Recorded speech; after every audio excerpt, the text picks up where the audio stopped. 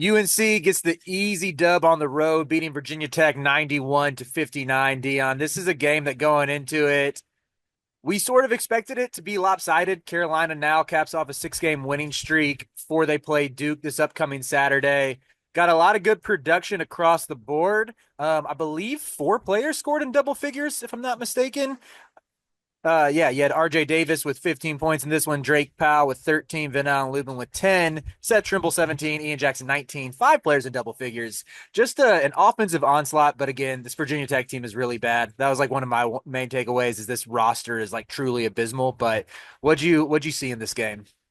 Um, I, I do think it's like hilarious that North Carolina won by like 100. 4 players were in double figures. Like I thought it was gonna be way more than that. 5 players, give them 5. Give us Oh credit where my bad. credit's Five. due. Okay, you Yeah, get yeah. five. That's a different story.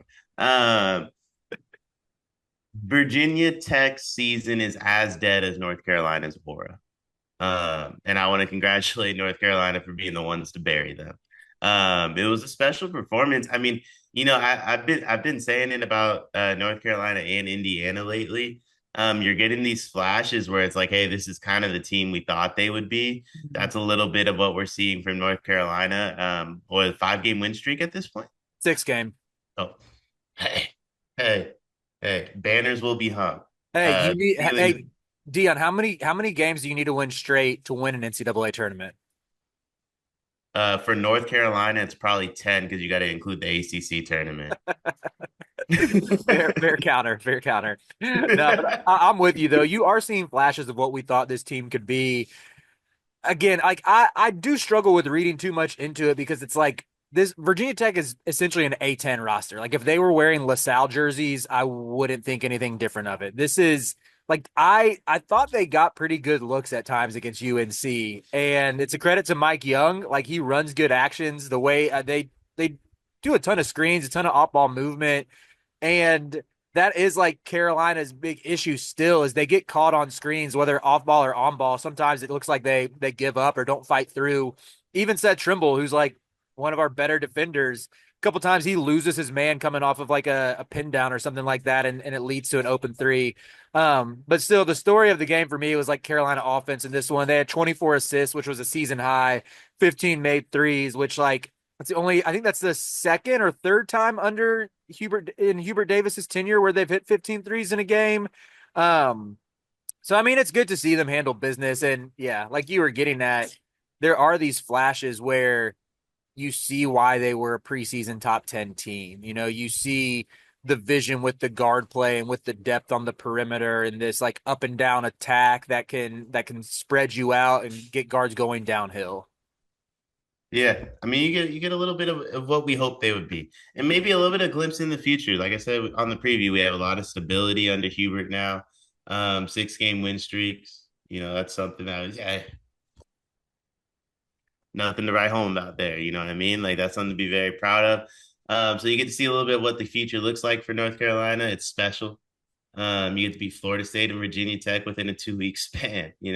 So I don't know. This team's phenomenal. Drake, I will say this: Drake's not coming back. Yeah, I'm starting to Drake's think not Drake's coming gone. I'm starting to back. think Drake's gone. Drake's a goner. Yeah, Uh, he's looked but really good Elliot these and last few Seth games. might be back together though. Like that relationship, like seems to be growing.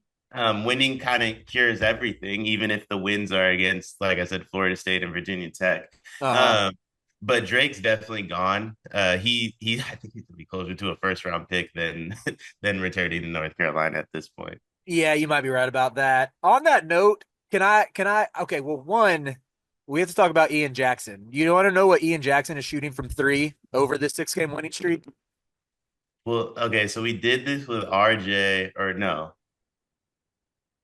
Ralph and I did this with Caleb Love, and I said way too high of a number. No, that was you and I. That was you and on the Arizona Oh, game. that was you and I. My bad. I said way too high. So you're not gonna fool me this time. I'm gonna say a high number again, 42%. Over the last 6 games, Ian Jackson is 17 for 28 from beyond the arc for 60% from three. How Um, many? What does that divide into per game? 17 divided by 6, what is that? That's three. What's the 28? 28 divided by 6, almost 5 attempts per game, 4.6. Okay, that's not that bad. We got us a New York point guard in this game in particular, Not, Dion. not a His point guard. he's not really a point guard, no, but a New York guard whose only rival is the man in the mirror. And this time the man in the mirror said, "You got this one. You win." Um I love watching Ian Jackson hoop. He's so fun. Like he got his man isolated on an island several times in this game, was knocking down step back threes. He's like there's a reason why I'm on Twitter yapping about how he needs to be playing 30 minutes a game and to stop benching him for large stretches of these contests. Hubert Davis, if this makes its way back to you, play my guy Ian. I mean, he's probably league as well. So like, just Probably league. we What are talked we about this. talking about? We talked about this in the preview that he might come back. This is something you We and I talked about discussed. this, or you talked about him You talked coming? about this, Dion. You said there's a chance he returns. I was saying he's gone. Returns to North Carolina? Yeah. I don't think I said All right. Well, I'll let that that. slide. Trying to think if there's any other points I had to make about this game. I don't know. It was lopsided. I enjoyed watching my team. Can I talk that talk a little bit? Just Yeah, yeah. Do you think? Because I let you have the Twitter comment when we all know what you're really doing on Twitter. And North Carolina fans, it's nasty work. It's nasty work. I want to, Dion, I know you are a comment enthusiast. You're always in the YouTube comments letting people hear it, but also taking accountability. We are a hashtag accountability podcast. For sure. Um, there was some guy named Dan Duke fan in the comments of this game saying Riley's too easy on North Carolina. One, I've been complaining about the Heels for the better part of the season. Like I've never once been like this team is great. Secondly, let me talk that talk when my team gets a 30-point dub. It's real cute. It's real sweet. It's generational team when Duke is beating like terrible ACC teams by 30, but I can't have a little fun. Yeah. I can't have some fun when my team shows up. I can't have some fun when my team does what they're supposed to do. Leave me alone, Duke Dan fan. Like you should have better things to worry about than what I say about a middle of the pack ACC team playing like probably the worst team in the league or one of the three worst teams in the league. That's all I got to say on that. No, that's fair. And like you said, we are accountability. I will take accountability if I did say Ian could return.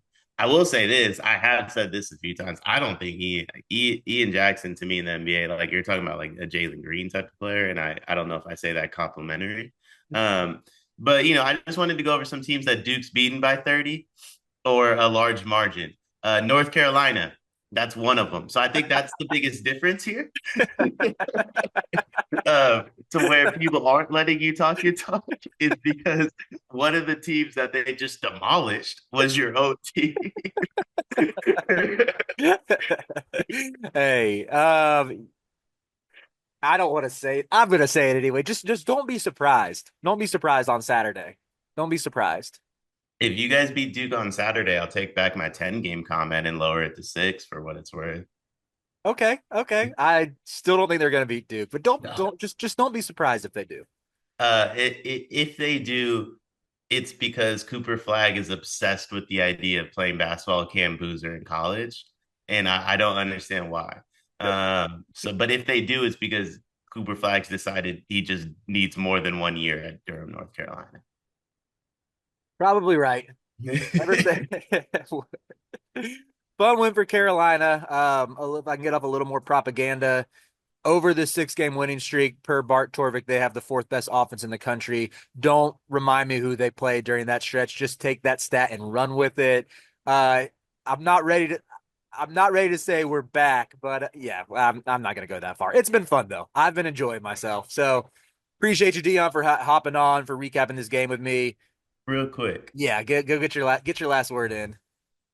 is if this 6 game win streak culminates in a loss to Duke and then a flame out in the ACC tournament, but also cost you Drake Powell, Seth Trimble, and then it means Elliott returns. Is it not like the worst 6 game win streak in the history of North Carolina?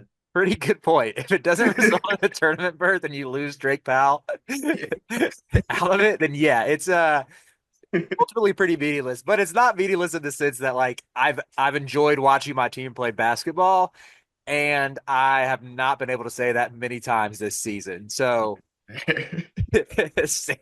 keep tuning in to the Sleepers Media YouTube channel. We got all the content you need for the month of March. whether it's the regular season finales, whether it's the conference tournaments, or whether it's the big dance coming up in just a few weeks here.